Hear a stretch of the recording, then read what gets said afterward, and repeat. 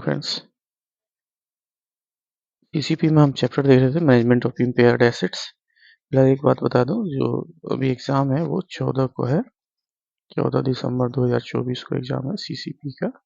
Next उसके बाद आपको इसके बाद वाला जो सैटरडे पड़ेगा, सेकंड सैटरडे, वो शायद 28 को है। ठीक है, मैं उसको शॉर्ट वीडियो में बना के डाल देता हूँ, आप एक बार देख लीजिएगा।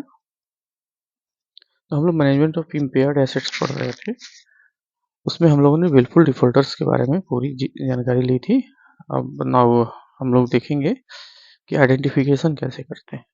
अब विलफुल डिफॉल्टर कहने से तो होता नहीं है, बट आइडेंटिफाई करना पड़ता है। ठीक है, तो विलफुल डिफॉल्ट के लिए क्या होना चाहिए? The evidence of wilful default on part of the borrowing company and its promoter whole time director at a relevant time should be examined by committee. Committee होती है हर बैंक की ईडी लेवल की कमिटी होती है, headed by ED. ठीक है, consisting two office senior officer in the rank of GM और टीजीएम। ठीक है, ये लोग आइडेंटिफाई करते हैं उसको। तो कमेटी होती है, ईडी की कमेटी होती है। ईडी की कमेटी में दो अफसर और होते हैं, दो ऑफिसर, वो इधर जीएम रैंक के होंगे या डीजीएम रैंक के होंगे। फर्स्ट टाइम क्या होता है, कमेटी अगर ये मान लेती है कि ये विलफुल डिफॉल्ट का केस है, तो क्या करती है, वो शो कॉज नोटिस इशू करती है कंसर्न बोरोवर को एंड प्रमोटर डायरेक्टर, और इसके साथ साथ गारंटर भी। Call for their submission, after considering their submission issue an order recording the fact of wilful default and reason for the same. किस reason से? ठीक है, तो ये है the an opportunity should given to the borrower and the promoter whole time director for personal hearing if the committee feel such opportunity necessary. एक तो पहले उसको शो कॉज नोटिस दिया उसके बारे में, फिर उसने जो सबमिशन दिया, सबमिशन से अगर संतुष्ट नहीं हुआ तो फिर विलफुल डिफॉल्ट की श्रेणी में उसको रखा, उसको क्लासिफाई किया। फिर भी अगर चाहती ईडी की कमेटी की नहीं, उससे जो है पर्सनल हियरिंग करना है, तो पर्सनल हियरिंग करके उसको एक अपॉर्चुनिटी और दे सकती है। The order of committee should be reviewed by another committee headed by chairman, CEO and MD and consisting in addition of the two independent director of the bank, and the order shall become finally only after it confirmed by said review committee. Review committee के confirmation के बाद ही होगा। जो ED committee ने final किया उसको MD and CEO की committee होती है, एमडी एंड सीईओ की कमेटी होती है with two other whole time directors. ठीक है, इंडिपेंडेंट डायरेक्टर्स जो होंगे बैंक के। ठीक है, तो ये सब रिव्यू करेंगे, रिव्यू करने के बाद फाइनल ऑर्डर निकालेंगे। As regard to non-promoter whole-time directors, it should be kept in mind that Section 260 of Companies Act 2013 define an officer who is on default to mean only for following category of directors. पहला हो सकता है, कौन कौन हो सकता है इसमें? नॉन प्रोमोटर या नॉन होल टाइम डायरेक्टर्स। तो whole time directors where there is no key managerial personnel, such director or directors as specified by the board in this behalf and who is have given their consent in writing to board to such specification or all the directors if no director is specified। देखिए क्या है, where there is no key managerial person, अगर कोई की managerial person नहीं है तो क्या होगा, such director और directors as specified by the board, जो board specify करेगा in this behalf and who has or given their consent in writing to the board to such specification or all the directors if no director is specified। ठीक है, ये परिभाषा हो गई कौन हो सकता है all time directors। Every director in respect of the contravention of any of the provision of this act who is aware of such contravention by virtue of receipt of him by any proceeding of board of participants in such proceeding who has not objected to the same or where such contravention had taken place to the his consent। ठीक है, his consent और connivance। ठीक है, तो इसमें क्या कहता है जब आप डिफाइन करेंगे कि promoter director whole time director कौन है, तो आपको कंपनी एक्ट का सेक्शन 260 ऑफ 2013 माइंड में रखना पड़ेगा। इसमें कोई भी ऑफिसर क्या होगा, define an officer who is an default to mean only the following category of directors. ठीक है, ये पहला हो सकता है होल टाइम डायरेक्टर्स। दूसरा जो है की मैनेजर पर्सनल तो नहीं है, there is no key manager personnel, तो तो उस केस में क्या होगा, सच डायरेक्टर और director specified by the board, जो उसका बोर्ड स्पेसिफाई किया in this behalf, and who has given him their consent in writing to board, जिसने अपना बोर्ड को कंसेंट दिया है, सच स्पेसिफिकेशन और all the directors if no director is specified. ठीक है, एवरी डायरेक्टर, जो भी डायरेक्टर होगा in respect of contravention of any, contravention किया है उल्लंघन के मामले में, कोई भी उल्लंघन के मामले में एवरी डायरेक्टर जो भी है किसी उल्लंघन के मामले में जो कोई चीज उल्लंघन किया है, any of the provision of act who is aware of such contravention by virtue of received by him or any proceeding of the board or participant in such proceedings and who has not objected the same। ये मतलब directors, जो वैसा भी कोई भी director होगा जिसके बारे में जो जिसको जिसको इस घटना की जानकारी है। ठीक है, therefore except in very rare cases a non whole time director should not be considered as a willful default unless it is conclusively established। तो नॉन होल टाइम डायरेक्टर्स जो होगा वो क्या है, उसको should not be consider as a wilful defaulter unless it is conclusively established at, अगर वो establish हो जाए। वैसे होल टाइम डायरेक्टर्स को आप नॉन होल टाइम डायरेक्टर्स को जो है आप डिफॉल्टर नहीं बना सकते या नहीं उसको डिक्लेयर कर सकते जब तक कि ये कंफर्म ना हो जाए कि he was aware of the fact of the wilful default by the borrower by virtue of any proceedings recorded in the minutes of board committee of the board and has not recorded his objection in same minutes। Board की meeting जब हुई थी उसमें जब ये फैसला हुआ था या कोई चीज़ का डिसीजन हुआ था तो ये साहब वहाँ थे, बट इन्होंने कोई ऑब्जेक्शन अगर नहीं दिया है तो ये उसके लिए फिर रिस्पॉन्सिबल होंगे। अगर इन्होंने ऑब्जेक्शन दिया था या मिनट्स पे अपना जो है ऑब्जर्वेशन डाला था या उसमें नोट कराया था, तब ये इनको विलफुल डिफॉल्टर की श्रेणी में नहीं कैटेगराइज करेंगे। The wilful default had taken place to his consent और कनाइवेंस। विलफुल डिफॉल्ट जो हुआ जिस जगह पे अगर उनका कोई कंसेंट नहीं था या कनाइवेंस नहीं था तो आप इनको विलफुल डिफॉल्टर के लिए कैटेगराइज नहीं करेंगे। ए सिमिलर प्रोसेस डिटेल्ड इन सब Paris 2 above should be followed when identify the non promoter non whole time director as a willful defaulter। तो A to C जो है आपको ध्यान में रखना पड़ेगा। फिर कंप्रोमाइज, कंप्रोमाइज का क्या है, तो in case of restructuring rescheduling और rehabilitation is not consider viable. अगर मान लीजिए कि कोई अकाउंट है, अगर आप उसमें रीस्ट्रक्चरिंग रीशेड्यूलिंग या रिहेबिलिटेशन आप उसको वायबल कंसीडर नहीं करते हैं and does not yield the desired result, lender bank में endeavor to recover their dues by offering some concession to the borrower under compromise। तो आप उसे compromise करके बंद कर सकते हैं। Bank are given his description to evolve their own guidelines for such compromise proposals। ठीक है,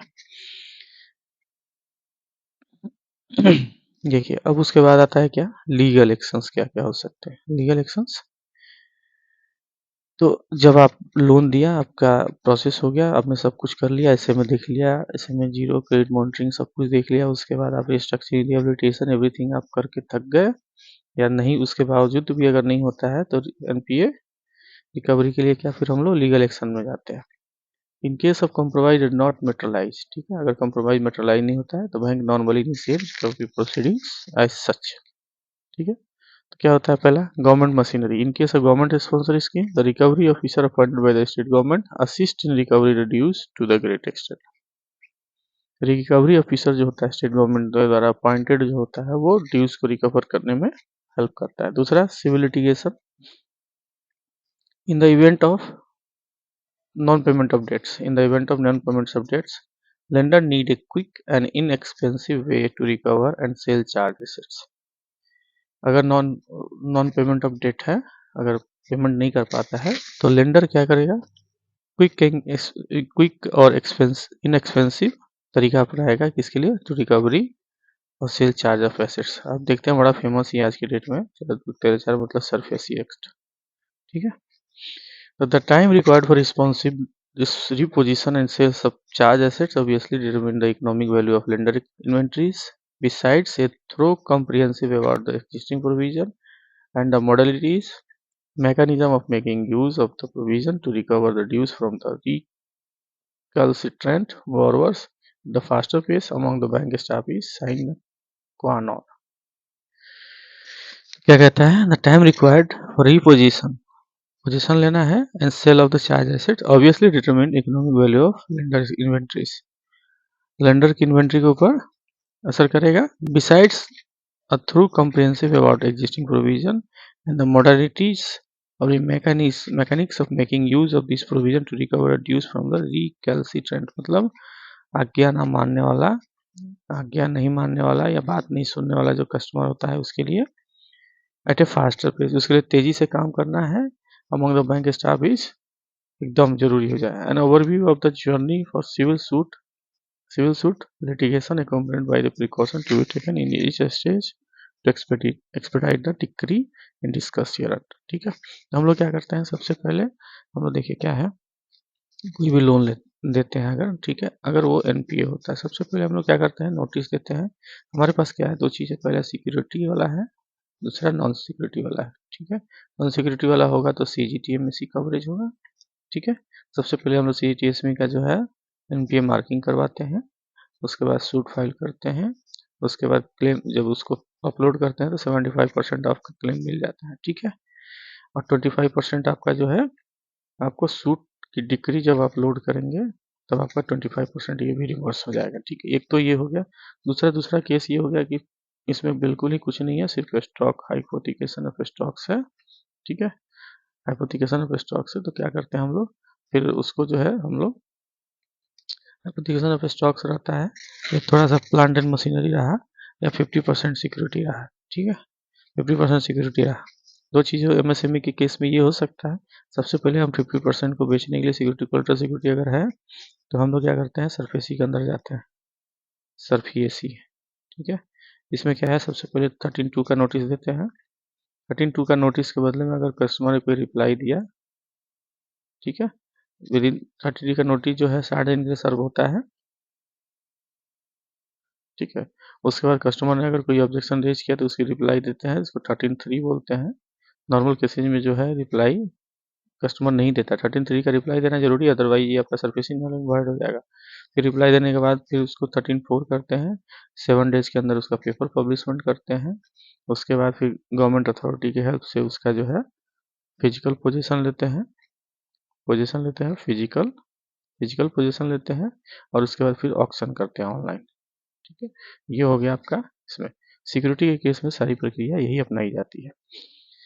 तो प्री फाइलिंग स्टेज पे क्या होता है, देखिए, वेरिफिकेशन ऑफ डॉक्यूमेंट। सबसे पहले क्या है, वेरिफिकेशन ऑफ डॉक्यूमेंट। कोई भी डॉक्यूमेंट अगर वेरीफाई करना है फाइलिंग से पहले तो वो देखते हैं कि उसमें कोई गलती मिस्टेक्स तो नहीं है। तो ensure that there are no blank in document. याद रखिएगा, कोई भी एग्रीमेंट हो ये बिल्कुल ब्लैंक नहीं होना चाहिए। ब्लैंक जाने के बाद आपको कोर्ट में जब जाएंगे तो कोर्ट वहाँ पे आपको इंटरटेन नहीं करती है कि भैया आपने क्या लिखा। तो ensure that there are no blank in document executed, mistakes are rectified, corrections are authenticated, document are properly stamped। ठीक है, promissory note और bill of exchange not stamped or inadequately stamped are inadmissible in the evidence while their document are admissible on payment of duty and penalty। अगर आपका जो है इनएडिक्वेट stamping है, इनएडिक्वेट stamp, मान लीजिए 1000 रुपये का स्टाम्प आपको लगाना था, आपने 500 का स्टाम्प लगाया तो देयर इज 500 का लॉस हो गया। अब इसको क्या है, आपको पेनल्टी भरना पड़ेगा, फिर ये 500 रुपये का स्टाम्प हो गया प्लस उसका पेनल चार्जेस, ये भर के तब ये आपका अकाउंट जो है एडमिसिबल होगा। ठीक है, वही लिखा है यहाँ पे, payment of duty and penalty that the document required to be registered with the registrar of assurance were duly registered and are enforceable, that is not time barred. ठीक है, टाइम बैरिड नहीं होगा। नॉर्मल लिमिटेशन पीरियड क्या है, 3 years होता है from date of document. देखिए, normal period of limitation for suit of recovery for demand advance is 3 years from the date of advancement, date of advance से जो है, and in case of advance repayable by instalment is 3 years from the date of payment of each instalment before delivering them to advocate for filing the court. ठीक है, पहला एक चीज क्या हो गया, जैसे मान लीजिए सीसी है। ठीक है, एक चीज होता है सीसी में, आप ध्यान रखिएगा, कोई भी आपका डॉक्यूमेंट जो होता है रिन्यूअल सैंक्शन डेट से 3 इयर्स का वैलिडिटी होता है। 3 ईयर के बाद उसको जो है आपको letter of continuity, DP note फिर से लेना पड़ेगा। ठीक है, और एसी के एक्नॉलेजमेंट ऑफ डेट, ये आपको लेंगे, डॉक्यूमेंट आपका इन्फोर्सेबल हो जाएगा हर 3 इयर्स के बाद। इन केस आपसे छूट जाता है तो क्या होगा, जो सीसी अकाउंट होगा, इसमें बोरोवर ने जो लास्ट क्रेडिट किया है और उसके वाउचर पे साइन है, तो फिर वहाँ से 3 इयर्स के डॉक्यूमेंट जो है मान लिया जाता है कि वैलिड हो गया। ठीक है, in case term loan instalment है तो इंस्टॉलमेंट के लास्ट डेट का इंस्टॉलमेंट जो पे किया उस दिन से 3 इयर्स का। ठीक है, इन केस आपका जो है कोलेटरल सिक्योरिटी है तो वहां से 12 साल के लिए आपका जो है डॉक्यूमेंट वैलिड रहता है।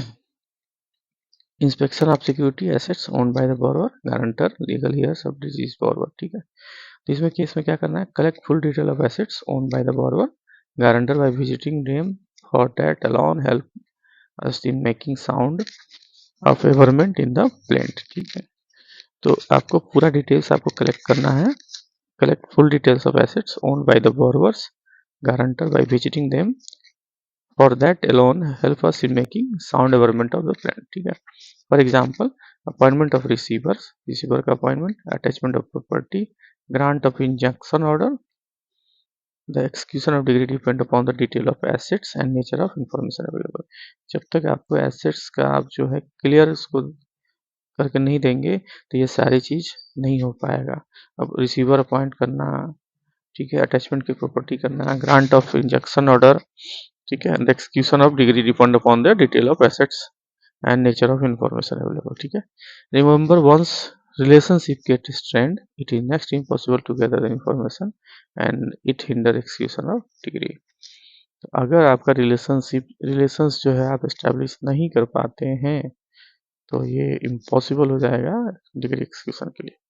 Setup of credit balance, sale of pledge assets. ठीक है, राइट ऑफ सेटअप हम लोग बोलते हैं राइट ऑफ सेटअप। ठीक है, हमारे पास अधिकार है कि इनकेस टर्म लोन का अकाउंट है और उसके सेविंग में अगर 50,000 रुपये पड़े हो तो one time right of setup का अधिकार है कि हम पैसे को उठा के लोन में डाल दें। ठीक है, तो आप ये कर सकते हैं, before filing plaint ensure appropriation of credit balance in deposit accounts against loan outstanding as also sell pledge goods if any and appropriation of the sale proceeds to the loan account reduce court fees on planned। सबसे पहले क्या करें, मान लीजिए आपके पास 50 लाख रुपए का outstanding है, ठीक है, और उसके खाते में 10 लाख रुपया है पड़ा हुआ, किसी भी कारणवश ये अकाउंट एनपीए हो गया है या एफडी था इसका, ठीक है, इसमें 10 लाख रुपए थे जो आपने लियन कर रखे थे या होल्ड कर रखे थे। ठीक है, अभी क्या करना है कि प्लेंट के लिए देखिए 50 लाख के लिए आउटस्टैंडिंग के लिए जब आप केस फाइल करेंगे तो कोर्ट फीस आपको जो है 50 लैक्स पे ही लगेगा। तो आपको क्या करना है, ये 10 लैक्स आपको इसमें क्रेडिट कर देना, बचा आउटस्टैंडिंग आपका जो हो जाएगा फिर वो 40 लैक्स हो जाएगा। कोर्ट फीस क्या होगा, इससे 40 लैक्स पे लगेगा। Determining the jurisdiction of court for filing suits, court जो है सूट फाइल करने के लिए किसका जुरिसडिक्शन है ये आपको चेक करना है।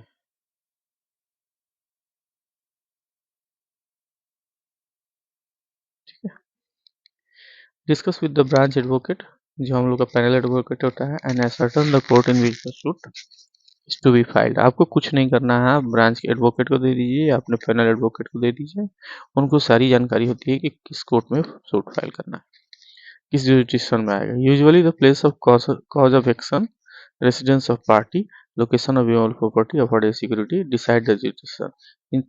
नॉर्मली जो है कहाँ पे घटना हुई थी, घर, पार्टी का घर कहाँ पे है, लोकेशन ऑफ इमूवेबल प्रॉपर्टी क्या है, इसके ऊपर जो है कोर्ट का डिसीजन होता है जुरिडिक्शन का। In mortgage suits, location of mortgage property determine the jurisdiction.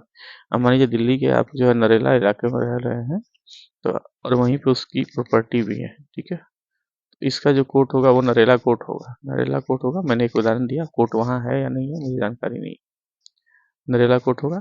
इसको आप ले जाके जो है मयूर विहार में नहीं फाइल कर सकते। ठीक है, joinder misjoinder of the parties cause of action. Joinder और मिस ज्वाइंडर ऑफ पार्टीज के केस में एक्शन क्या होगा, all person who are necessary party to the suit should be joined therein. ठीक है, सबको उसमें ज्वाइन करना है। In certain cases there is a possibility of having different guarantor for different loan accounts of the same borrower.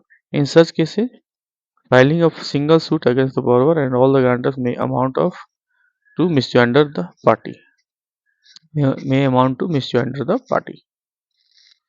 देखिए, in cases filing of single suit, अगर आपने single suit file किया against the borrower and all the guarantor may amount to misjoinder of the party, अगर गलती से जुट गया तो discuss such situation when the advocate legal department thoroughly beforehand. ठीक है, surviving recall notice on the borrowers, guarantor, legal heirs of the deceased borrower and guarantors.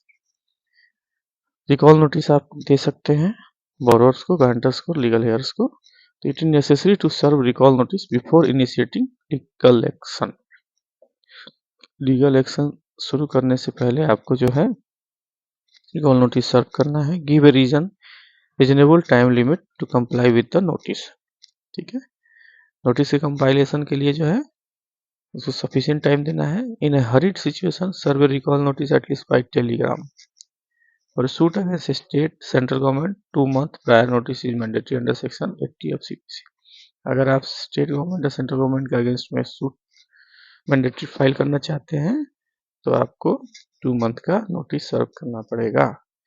However in case of urgency suit can be file with request to dispense notice with and with leave the court. ठीक है, अगर आपको एकदम emergency है तो आप suit file कर सकते हैं with respect to dispense notice. ठीक है, प्रिपरेशन कैसे करेंगे प्लेंट का? Share full detail of circumstances leading to the filing of suit with advocate.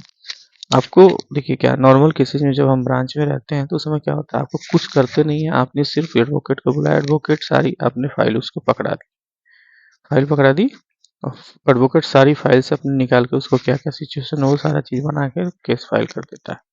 लेकिन जानकारी हमें होनी चाहिए कि प्रक्रिया क्या है। ठीक है, तो share full detail of circumstances leading to filing of suit with advocate. Pass on the document to advocate under acknowledgement. आपको एक्नॉलेजमेंट लेना है, पूरा फुल सेट ऑफ डॉक्यूमेंट आप जो है जेरोक्स कॉपी कराएंगे और वकील से एक्नॉलेजमेंट लेंगे। While retaining a set of xerox copy in the branch, discuss with the advocates about the security charge and to be enforced as also about the property that are not charge to us but you want to pray for their attachment. दो cases हो सकता है, एक तो आपके पास security already charge है, ठीक है, आपने लिया हुआ है और वो इन्फोर्सेबल है, आपने उसको जो है प्लेंट में डाल दिया, उसका अटैचमेंट ऑलरेडी था आपके पास। इनकेस आप प्रॉपर्टी कोई मान लीजिए बोरोवर का है, वो चार्ज नहीं है, ठीक है, या वो आपको नहीं दिया गया है एज ए बंधक के रूप में या बंधन के रूप में, there in that cases you may ask to court for their attachment. You may submit application prayer application for the attachment of their rest properties. ठीक है, तो कहता है evaluate the need if any to pray for appointment of receivers और pray for attachment of property at the filing stage itself in association with the proposed lawyer. लेकिन normally जब आप suit file करते हैं उसमें सारा कुछ लिखा रहता है, आप चाहे तो फर्स्ट टाइम आपको जो होता है नॉर्मल केसेज में आपको जानकारी नहीं होती, जो आपके पास डॉक्यूमेंट है, जो आपके पास प्रॉपर्टी है, आप उसी के बेसिस पे कोर्ट केस फाइल करते हैं। But in during the currency of cases, during the currency of case, जब आपको पता चलता है कि इसकी एक आध प्रॉपर्टी और भी है या कुछ और भी चीज़ें हैं, तो आप उसको जो है फिर से अटैचमेंट के लिए जो है प्रे करते हैं, प्रेयर प्रेयर जो है प्लेंट डालते हैं। ठीक है, अनचार्ज इंटरेस्ट आपको देखिए कैलकुलेशन क्या होगा मैं आपको बता देता हूँ। जो भी कैलकुलेशन होगा आप जो है, अब आप उसमें किस अमाउंट का फाइल करेंगे। मान लीजिए आपने 10 लाख रुपए दिए, ठीक है, अकाउंट हो गया 10 लाख रुपए आपने दिए थे, आपका अकाउंट आज 12 लाख पे आउटस्टैंडिंग है, प्लस इसके अंदर जो है इंटरेस्ट है आपका 20 लाख रुपए। मान लीजिए 10 लाख रुपए इंटरेस्ट है, 10 लाख का इंटरेस्ट है, 1 लाख का पेनल है, ठीक है, प्लस अदर चार्जेज है। ठीक है, तो आपको क्या करना पड़ेगा, जब आप प्लेंट फाइल करते हैं तो आप क्लोजर ले लीजिएगा। क्लोजर मान लीजिए इसका 30 लाख रुपए आया, 30 लैक्स क्लोजर आया, इसमें 2 लाख रुपए का पेनल है, 1 लाख अदर चार्जेज है। तो आप क्या करेंगे, इसमें से सिर्फ आपको लेना है प्रिंसिपल प्लस इंटरेस्ट। ठीक है, इतना ही लेना है, बाकी ये पेनल चार्जेज ये सब नहीं लेना। Calculate uncharged interest on the contractual applicable rate till the date of filing of suits, and advise advocate to incorporate it in plaint along with the ledger outstanding and pray for decree to total amount। ठीक है, अब इसको आपको calculation की जरूरत पड़ती नहीं है क्योंकि CBS आपके पास ऑलरेडी है, तो सब कैलकुलेट करके देता है। मैंने आपको बताया सीधा क्लोजर आपको डाउनलोड करना है। क्लोजर में आपको मिलेगा principal plus interest plus penal interest plus other charges, यानी सिर्फ आपको ये दो लेने हैं, ये दो नोट नहीं लेने हैं। ठीक है, वेरिफिकेशन ऑफ प्लान कौन करेगा, verify the facts and figures related to the account mention in the plan and get it approved at appropriate level before directing the advocate to file in court. आपको जो है जब plaint आ जाएगा तो आपको waiting करवाना है।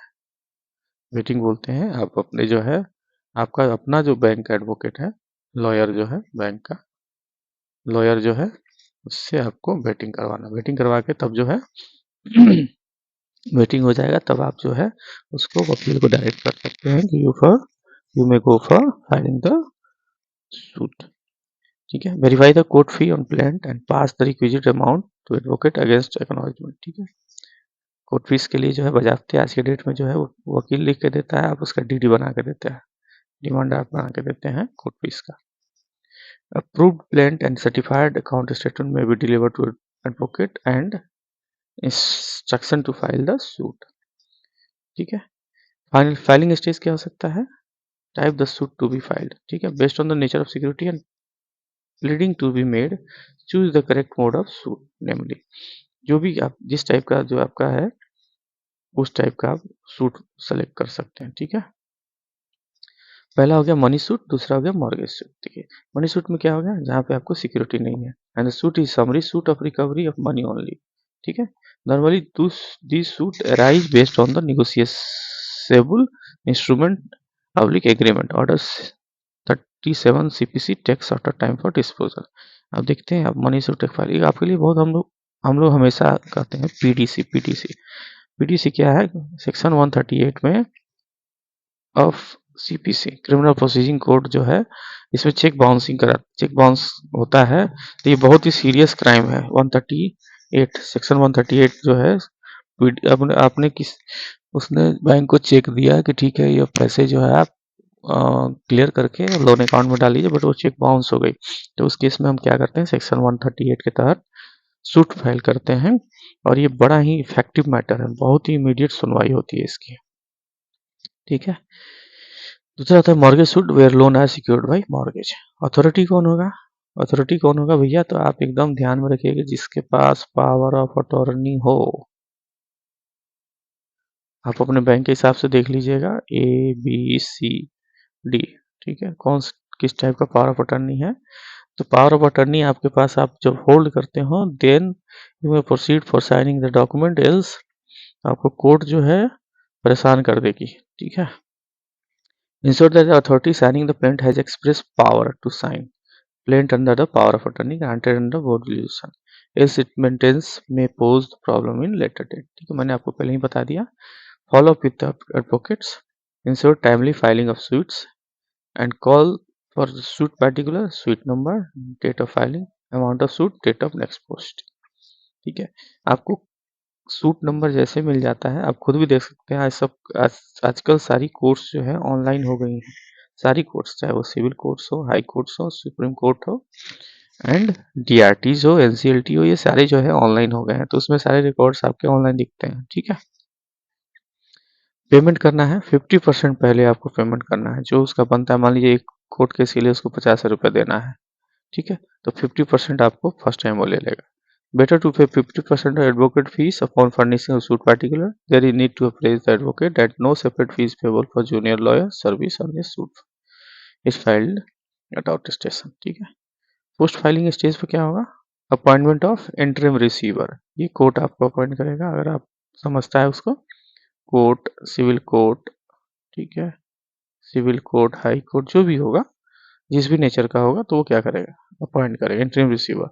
By filing the suit, for appointment of receiver pending disposal of suit, wherever necessary for taking possession of hypothecation of goods may be filed. Filed करना है on appointment of such receiver, जब court appoint कर देगा, and he is taking possession of hypothecated goods, he should be provided with necessary fund to preserve the goods of his salaries of watchman, municipal taxes, insurance charges. All these expenses are later to be claimed under the decree. ये क्या करना है? जब receiver appoint हो जाएगा and he is taking position of hypothecation goods, तो उसको जब वो पोजीशन ले लेगा, तो आपको क्या करना पड़ेगा? उनको आपको देना पड़ेगा necessary fund to preserve the goods. Salary, watchman की सैलरी पे करने के लिए, म्यूनिसिपल टैक्सेस के लिए, इंश्योरेंस चार्जेस के लिए। All these expenses are later to be claimed under the decree. Attachment क्या है? Attachment of injunction in lieu of the appointment of receiver. ठीक है। ठीक है। तो wherever appointment of receiver is not possible, मान लीजिए ठीक है पॉसिबल नहीं हो पाता है, the bank thinks that the borrower should be restrained from the alienating the security etc to protect it. An application for attachment injunction may be filed in consultation with the advocate. ठीक है, अगर मान लीजिए कि कहीं पे receiver नहीं appoint हो पाता है, अगर बैंक ये सोचता है कि मान लीजिए ठीक है, कभी कभी क्या होता है कुछ स्टेज पर मैं आपको बताऊं, जब हम लोग बोरोवर के पास जाते हैं तो एक होता है सॉफ्ट बोरोवर जो हमने क्लासीफाई किया, एक होता है हार्ड बोरोवर, एक होता है बीच वाला। ठीक है, सॉफ्ट वाला तो कुछ नहीं, एकदम गाय का टाइप का है, इसके पास 13 कर दीजिए, 13 4 कर दीजिए, मनी सूट डाल दिए, कुछ भी कर दिए, बेचारा आते गिराते आपके पास आके कहेगा मुझे छोड़ दो।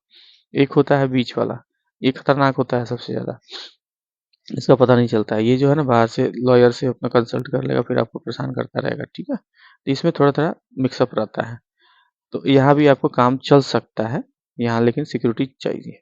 हार्ड वाले के पास क्या है, बिना सिक्योरिटी के आप जा नहीं सकते हैं। ठीक है, ये परेशान करेगा आपको, तो क्या करना पड़ेगा फिर आपको, security it is to protect an application for attachment injunction may be filed consultation with the applicant. Secondly, in some situation bank may feel rightly that uses of machinery by the defendant while the suit is in progress may result in wear and tear, lending of poor market value and being detrimental in interest. Bank may file application for injunction restraining the company from using the machinery or in lieu of it deposit appropriate amount of the court. या उसको लगता है अगर कि अगर हम जो हमारा पार्टी है डिफेंडेंट अगर है मशीन को अगर यूज़ कर रहा है या उस चीज़ मशीनरी को यूज़ कर रहा है, तो उससे क्या होगा, मशीनरी जब चलेगी तो उस घिसेगा, घिसावट होती है, घिसने के बाद क्या होता है, वैल्यू कम होता है, वैल्यू कम होता है तो क्या करेगा, कोर्ट केसेज मान लीजिए 2 महीने 4 महीने 5 महीने चला तो हमारी वैल्यू कम हो गई, तो उस केस में क्या करते हैं कि हम केस फाइल करते हैं कि भैया हमारी मशीनरी को वो यूज नहीं करेगा, क्योंकि मशीनरी बैंक के हाइपोथिकेशन में थी, बैंक की मशीनरी प्लांट एंड मशीनरी, तो उसको जो है यूज नहीं करेगा, या अगर यूज करता है तो compensation in lieu of appropriate amount court में जमा करेगा। Interim sale of movable goods, ठीक है, मूवेबल गुड्स का सेल जो है, तो wherever hypothecated goods are likely to deteriorate fast, मान लीजिए कि टोटल इमीडिएट डिटोरिएशन वाला है, तो advocate may be asked to file application under 39 rule 6 of CPC. ठीक है, order 639 rule of CPC for interim sale of such movable, जो easily degradable है या डिटोरिएबल है, तो आपको जो है एप्लीकेशन फाइल करना है सीपीसी के रन, सीपीसी रूल 6 ऑर्डर 39 के अंदर इमीडिएट सेल के लिए। इंटरिम अटैचमेंट और अदर प्रॉपर्टी के अटैचमेंट के लिए फाइल करना। Wherever forward guarantor are observe to have assets that are disposable but are not charge to us, मान लीजिए ठीक है, कभी कभी होता है ना कि हमारे पास चार्ज नहीं है बट उसके पास सफिशिएंट स्टॉक है और हमारा लोन चुकता नहीं हो रहा, तब हम क्या करते हैं उस केस में एक अटैचमेंट ऑर्डर फाइल करते हैं, अटैचमेंट के लिए फाइल करते हैं, अटैचमेंट ऑफ सिक्योरिटी। ठीक है, charge assets are not likely to yield sufficient amount to satisfy the suit and the bank apprehend that the defendant are likely to alienate dispose the such property, the advocate may be asked to file an application praying for an attachment order against the said property or for the court to direct the defendant to provide additional security pending disposal of suits. ठीक है, follow up with the advocates. Once the suit is filed, branch has to be constant touch with the lawyer and ascertain the development in suit from time to time. ठीक है, हम लोग हमेशा ही रहते हैं, और बेचारा वकील अगर बहुत तेज है तो खुद भी वो आपके पीछे पीछे पड़ा रहता है, साहब ये हुआ, साहब ये हुआ, साहब ये हुआ। ठीक है, सेकंड है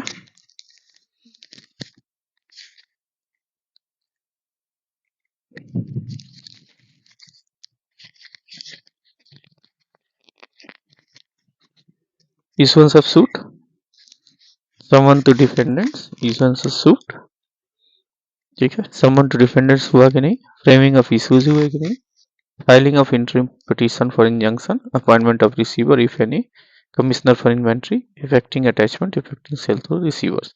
जब आपने सूट फाइल कर दिया तब आपको क्या करना है, डेवलपमेंट के बारे में वकील साहब से पता करते रहना है। वैसे वकील साहब आपको, आप नहीं भी पता करेंगे तो वकील साहब आपको रेगुलर बताते रहेंगे, क्योंकि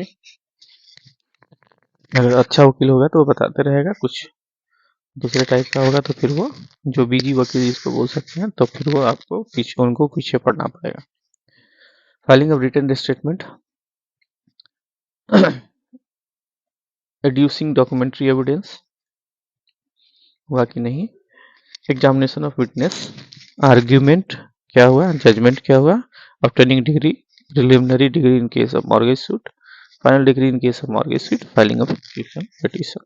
जब आपको मॉर्गेज सूट मिल जाता है तो आपको एक्सक्यूशन पिटीशन फाइल करना पड़ता है। As at any of these stage, the defendant can always try to secure innumerable adjournment and thereby delay the settlement of litigation। देखिए क्या है, किसी की भी संपत्ति अगर जा रही है तो उसको कष्ट तो होगा ना, तो वो क्या करता है, हर तरीके से सोचता है कि इसको हम रोक सके। वो तो इसके लिए क्या है, कोर्ट केस ये वो सब कुछ अपना फाइल करते रहता है, नंबर ऑफ एडजॉर्नमेंट्स लेते रहेगा, चलता रहेगा। ठीक है, एड्यूसिंग एविडेंस, एविडेंस का मतलब क्या हो गया कि प्रमाण देना। ठीक है, ascertain from the advocate that the absolute need for personal presence of the bank staff and seek approval to call for such evidence well in time so that a judgment on this count can be avoided from the bank side and also establish the claim to the court। देखिए जब भी court आपको बुलाए तो आप पता करिए, वकील साहब खुद भी बता देंगे आपको कि कोर्ट ने इस बार अगले डेट के लिए क्या रिक्वायरमेंट रखी है। तो आप सारे डॉक्यूमेंट, नॉर्मल केसेस में हम जो जाते थे पूरे डॉक्यूमेंट्स लेके ही जाते थे, उससे रिलेटेड जितने भी डॉक्यूमेंट्स है, लिंक डॉक्यूमेंट, एवरीथिंग सब कुछ हम लेके जाते थे, ताकि कोर्ट जो है बैंक की तरफ से अगर किसी कमी के कारण जो है कोर्ट उस पर कोई एडजॉर्नमेंट ना दे, कोई टाइम फ्रेम ना दे। वेरिफिकेशन ऑफ डिग्री कॉपी, ठीक है, डिग्री की कॉपी है तो उसका वेरीफाई करना। A degree is the formal expression of education that conclusively determines the right of the party with regard to the matter in controversy of the suit. Therefore, go through the judgment copy and ensure that the suit is decreed as prayed for। आपको जो है verification करना है degree का जो दिया है वो आपके फेवर में है या नहीं, इनकेस उसमें झोल मोल तो नहीं है। ठीक है, टाइप्स ऑफ डिग्री क्या क्या हो सकता है, money decree, decree passed in money suit is called money degree.